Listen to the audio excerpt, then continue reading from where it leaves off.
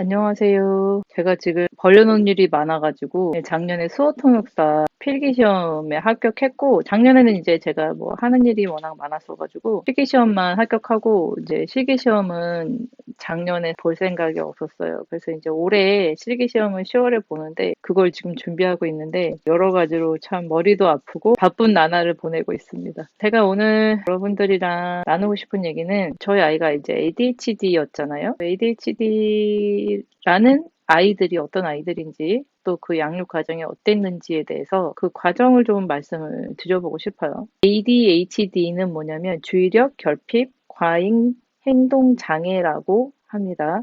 네, 이거의 약자가 ADHD예요. 그래서 주로 특징이 뭐냐면 주의 산만, 과잉 행동, 충동성이고 대개 초기 아동기에 발병하면서 만성적인 경과를 받는 특성을 지닌다고 합니다. 대부분의 아이들이 좀 활발하고 또 까다로운 기질을 가지는 경우가 많고 특히 이제 모터 달린 듯이 계속 움직이고 수없이 넘어지고 다치는 경우가 많다고 하네요. 그래서 대부분 이제 어른들이 볼 때는 씩씩하다, 철이 없다, 극성 맞다, 어릴 때는 다 그렇다는 식으로 대수롭지 않게 생각한다고 하고요. 여기서도 나와 있지만 이제 이거 네이버의 지식백과에서 제가 찾은 건데 초등학교에서 단체 생활을 시작한 후에 특징들이 문제가 되기 시작해서 이제 이게 발견돼가지고 주목돼서 초등학교 이후에 대부분 치료를 받기 시작합니다. 그 외에는 또 학습장애나 다른 발달상의 장애를 겸하는 수가 있고 대부분 고집이 세고 부정적이고 자신감이 부족하고 어른들의 말을 잘 안 듣는 경우가 많습니다. 대부분 조금 남아가 많은 편이고 비율은 6대1 정도로 남아가 높게 나타난다고 하네요. 증상들은 대부분 뭐 말씀드린 것처럼 과잉 행동, 주의 산만, 충동성 뭐 이런 것들이 있는데 그 외에 기타 이제 인지 발달이나 학습의 문제나 언어 발달 문제 같은 것들이 뭐 정서 행실 문제 같은 것들이 생기는데 그 이유가 뭐냐면 요 아이들이 전두엽 쪽에 문제가 있어서 ADHD가 뭐 발병하기도 하고 그렇기 때문에 이런 것들이 같이 오기도 합니다. 저희 아이는 뭐 정상분만 했고요. 어릴 때는 사실 잘 몰랐어요. 그냥 저 자체가 저도 기질적으로 예민한 사람이었기 때문에 저희 아이가 이제 많이 예민했거든요. 근데 예민한 부분은 저를 닮았기 때문에 그랬다고 생각을 했습니다. 지금에 와서 과거를 되돌아서 생각해 보면은 아이가 5살 무렵에 보통 이제 아이들이 한국 나이로 5살쯤 되면 그때부터 사회성이 굉장히 많이 발달을 하는데 그때부터 많이 힘들어했어요. 사람들이랑 어울리면서 어떻게 대인관계를 해야 되는지라든지 이런 것들 많이 어려워했는데 아이들이랑 어울려서 놀고는 싶은데 자신의 마음을 표현하고 어울리는 게 좀 많이 힘들었던 것 같아요. 근데 또 아이가 저한테 와서 이러저러한 것들을 얘기를 하면 제가 그거를 아이를 이해해주고 공감해주고 했었어야 되는데 저 자신도 누군가를 공감해주고 양육 과정에서 뭘 어떻게 해줘야 된다 이런 거를 몰랐기 때문에 조금 그런 부분이 많이 어려웠던 것 같아요. 그래서 저도 아이를 키울 때 그 부분은 어떻게 해줘야 될지 모르겠고 아이도 그 부분에 상처를 많이 받았던 것 같아요. 그러다가 아이가 이제 학교를 갔는데 아까 그 네이버 사전에서 제가 말씀드렸듯이 학교를 가면 보통 이제 문제가 드러난다 이렇게 나와 있잖아요. 그런 것처럼 뒷정리가 잘 안 되는 거예요. 이제 어린이집에 있을 때는 다 선생님들이 알아서 정리해주고 챙겨주기 때문에 별로 크게 문제가 안 되는데 학교를 가면 이제 그때 자발적으로 자기 것들을 챙기고 알림장에다가나 숙제 같은 게 무엇이 써오거나 이제 집에서 숙제를 해간다거나 이런 것들이 돼야 되는데 그런 게 거의 안 됐고 초등학교를 다니는 6년 더 이상 우유가 항상 가방에서 터져 오거나 오래된 알림장이나 그런 것들이 항상 가방에 썩어져 있는 채로 발견되는 일이 너무너무 많았습니다. 학교는 아무래도 어린이집처럼 아이들을 돌봐주지 않거든요. 그러니까 선생님들은 아이들이 스스로 알아서 하게끔 하려는 초등학교 1학년인데도 불구하고 선생님들이 이제 아이들한테 지시하고 아이들이 당연히 따라와야 된다는 식으로 아이들을 지도하거든요. 학교는 그런 곳이니까 어쨌든 그때만 해도 더 심했고 그러니까 저희 아이가 이제 다른 애들한테까지 피해를 준다는 식으로 선생님의 이제 그런 눈총을 주니까 아이들도 자기들도 피해를 받는다는 식으로 이제 인식을 하게 돼요. 항상 선생님의 눈총을 받고 선생님이 지적을 받는 아이라는 인식이 있어서 아이들이 이제 그때부터 왕따가 시작됩니다. 보통 1년의 과정이 보통 이렇게 일어납니다. 제일 최초의 시작은 선생님들의 지적으로부터 시작됩니다. 그래서 아이들이 눈총을 받고 그러면 또 ADHD 아이들은 또 더 기가 죽어서 잘할 수 있는 것도 못하게 되고 자꾸만 아이들한테 배척당하고 왕따당하고 이런 것들이 계속 그 연결고리로 계속 순환되는 거죠. 저희 아이 같은 경우는 학업 성적이나 성장 발달에 문제가 있었거나 언어적 발달에 문제가 있는 것은 아니었어요. 그런 부분은 괜찮았지만 좀 산만한 편이었고 산만한 것보다 앞에 말씀드린 것처럼 뒷정리가 잘 안 됐고요. 10살 정도 됐을 때 이제 사춘기가 점점 오기 시작했는데 그때부터는 감정 조절이 잘 안 됐어요. 화가 나면은 화를 주체를 못하고 끝까지 붙들고 늘어진다거나 자신이 이해가 안 되면 절대로 넘어가지 않는 점, 그런 점들이 굉장히 힘들었습니다. 집착도 굉장히 심했고, 그러니까 이제 아이가 자신의 마음속에 이해가 안 되거나 용납이 되지 않는 것은 절대로 그냥 넘어가는 법이 없는 거예요. 그래서 주변 사람들도 굉장히 괴로웠지만 지금 와서 생각해 보면 아마 아이 자신이 제일 힘들었을 거라는 생각이 들어요. 자기가 용납하고 이해할 수가 없는데 사람들이 자꾸 그걸 강요하니까. 그러니까 어떤 것 때문에 그렇다라는 설명을 해주지 않고 자꾸만 이제 어른들이 자기한테서 이렇게 해야 해라고 강요하니까 자기는 아마 이해할 수가 없었을 거예요. 지금 생각해 보니까 그런 생각들이 들더라고요. 그때 좀 아이를 많이 이해해 줬어야 되는데 저도 그때 너무 여유가 없고 너무 어리고 사실 그때 상황이 너무 좋지 않았기 때문에 그런 걸 많이 못 해줬던 게 지금 많이 후회가 됩니다. 그렇게 왕따가 시작되면 중학교 가면서부터는 거의 아이들이랑 관계는 거의 많이 단절됐던 것 같아요. 그때 아이가 이제 외부에 있는 친구들이랑 이제 관계가 잘 안 되니까 혼자 하는 것들에 많이 집중을 했는데 그게 뭐였냐면 저희 아이는 그림 그리는 거였어요. 애니메이션을 좋아했고 또 애니메이션을 통해서 많이 위로받기도 했기 때문에 그림을 그리고 또 잘 그리기도 했고 그나마 이제 아이들이 이제 그 당시에는 자기가 가지고 있는 어떤 한 가지의 특별함이라도 있으면 거기에 집중하는 경향이 있기 때문에 저희가 그림도 잘 그리긴 했지만 또 이제 애니메이션 자체가 굉장히 위로를 주는 그런 상황이었기 때문에 그림에 많이 집중했었어요. 친구가 완전히 없는 거는 아니지만 이제 아이의 마음을 좀 이렇게 풍족하게 충족해 줄 만한 친구는 당연히 없었고 중학교 때부터는 남중남고의 루트를 탔기 때문에 반 안에서 아이들이랑 어울리는 것 자체는 굉장히 어려움이 많았어요. 그 뭐 남녀의 구분을 따진다기보다는 그냥 남중남고는 보통 이제 애들이 그렇게 뭐 아무래도 그때 애들은 뭐 다 그렇긴 하겠지만 그때의 중학생 남자애들은 참 단순하고 조금 무식한 면이 있다 보니 좀 그런 거는 사실 어려웠던 것 같습니다.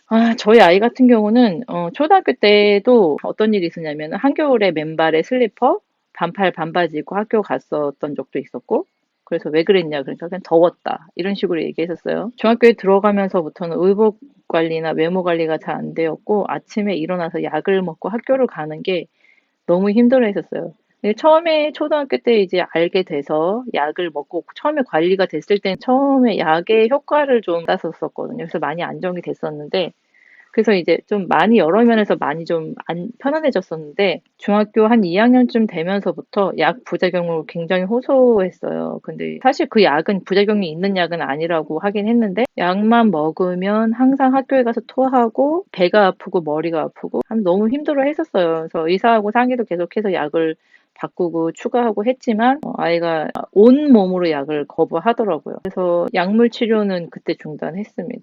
외모 관리가 안 되니까 어떤 게 있냐면 저희가 이제 고양이를 키우는데 고양이 털이 엄청 많이 빠지잖아요. 아이 교복에 털이 많이 묻었는데 뭐 그런 거를 그렇게 잘 관리를 안 했어요. 아이가 그냥 항상 고양이랑 같이 뒹굴고 막 이렇게 지냈으니까 그 아이가 입는 옷 하나하나를 제가 다 일일이 관리할 수는 없는 상황이었기 때문에 이제 그렇게 그냥 크게 신경 안 쓰고 그냥 지냈었는데 그때 2학년 겨울이었는데 오리털 점퍼를 입고 있었고 이제 교실에서 그거를 말아서 비계처럼 비고 자고 있었는데 저희가 이제 평상시에 교복에 뭐 고양이 털이 많이 묻으니까 이제 아이들이 그때도 이미 왕따를 당하고 있는 상태였고 교복에 고양이 털이 묻어서 더럽다는 식으로 얘기를 많이 했었어요. 이제 그게 이제 왕따는 주요 내용이었던 거죠. 뭐 냄새나 더러워 이런 식으로 얘기를 많이 했었던 것 같아요. 그래서 그 오리털 팔카를 둘둘 말아서 비고 있는 거를 애들끼리 막 집어 던지고 놀았대요. 더럽다고 이러면서 야 더러워 더러워 이러면서 집어 던지고 놀았대요. 근데 그러다가 오리털 파카가 어떤 아이한테 딱 맞았는데 그 아이가 더럽다 그러면서 화를 내면서 저희 아이 얼굴을 때렸어요.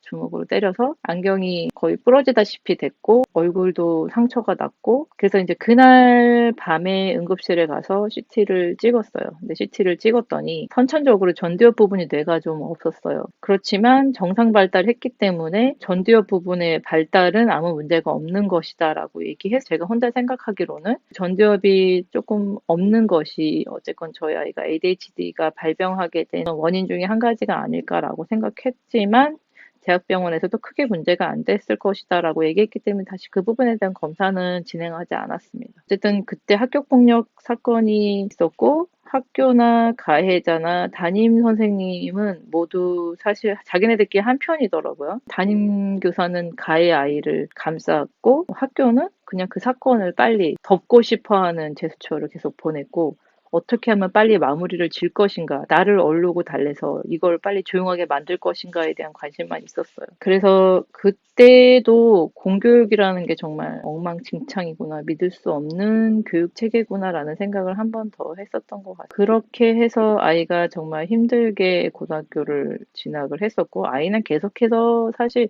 학교를 자퇴하고 싶다는 뜻을 보였지만 저는 그거는 학력을 완전히 포기해 버릴 것 같아서 도저히 그것까지는 제가 된다고 말할 수가 없더라고요. 그래서 학교는 무조건 끝까지 다녀야 된다. 고등학교 때까지는 졸업은 해야 된다라고 제가 우겨서 어쨌건 아이가 고등학교 3학년까지 마쳤고 고등학교 3학년 졸업하는 그때까지 저희 아이가 계속해서 엄마가 못하게 해서 자퇴를 못했다. 그래서 나 너무 힘들다. 이런 얘기를 참 많이 했었어요. 이제 역시 남고로 진학을 했고 여전히 이제 왕따가 계속 따라다녔고 중학교 때 당했던 학폭의 꼬리가 그때까지 따라다녔어요. 그 가해를 했던 가해자의 다른 친구들, 그 친구들이 계속해서 저희 아이가 뭔가를 잘못했다는 식으로, 그 때문에 가해자가 뭐 고통을 받았다는 식으로 2차 가해를 했었고, 그 이때 담임 교사는 저희 아이 보고 언제까지 그렇게 살 거냐, 피해자 코스프레 하지 말라라는 소리까지 했었어요. 아이들을 이해하는 교사는 사실 거의 없다고 생각합니다. 이런 경험들을 했기 때문에 정말 그렇게 생각할 수밖에 없더라고요. 12년 동안 저희 아이가 만났던 조금 괜찮은 선생님은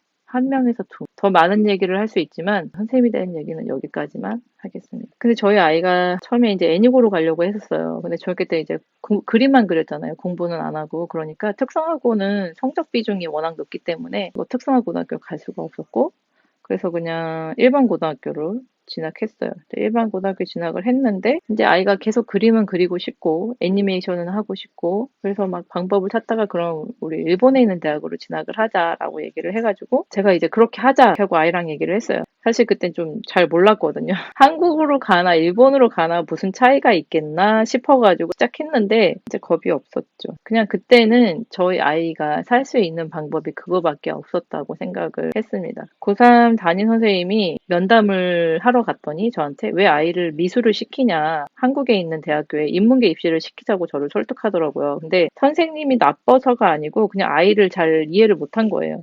저희 아이한테 그런 목표가 생겼다는 것 자체가 진짜 굉장히 중요한 거였고 그것 때문에 저희 아이가 살아갈 수 있는 거였기 때문에 그 이유를 꺾으면 안 된다는 거를 잘 이해를 못 하더라고요. 아이들의 그냥 생각 이렇게 금방 바로 바뀔 수 있다고 생각하는 그런 분이었던 것 같아요. 저는 그 당시에 사실 되게 어려운 상황이었는데 그냥 오로지 제 생각은 그거 하나밖에 없었어요. 아이가 하고 싶다는 일을 적어도 제대로 한 가지는 지원해주는 아이한테 비빌 언덕이 되어주자. 내 능력이 안 되는 거는 어쩔 수 없다. 그래도 아이가 좀 해보고 싶다는 거는 하게 해주고 싶었어요. 해보고 안 되면 어쩔 수 없는데 해보지도 않고 펼쳐보지도 못한 날개를 꺾어버리는 거는 그러면 제 아이가 너무 불쌍하잖아요.